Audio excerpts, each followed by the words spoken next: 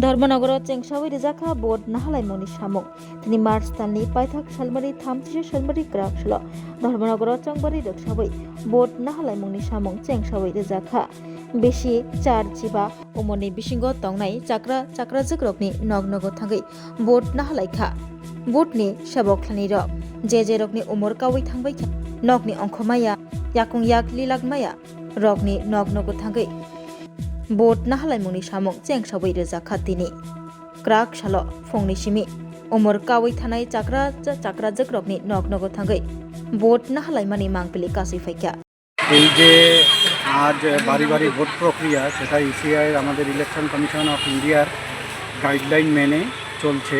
সেটা 56 বিধানসভার অন্তর্গত যে বাই ইলেকশন হচ্ছে তার ভোট গ্রহণ প্রক্রিয়া চলছে। তো আমি doctor Prasun Dutta, sector officer, আমার সেক্টর নাম্বার হচ্ছে 5।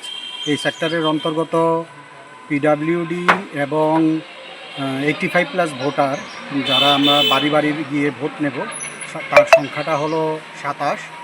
তো এখন পর্যন্ত আমি দুটো পোলিং স্টেশন আমাদের 56/28 এবং 56/29-এর যে সংখ্যাটা সেটা হচ্ছে সর্বসাকুল্যে 17। সেই 17 জনের ভোট গ্রহণ প্রক্রিয়া সম্পন্ন হয়েছে।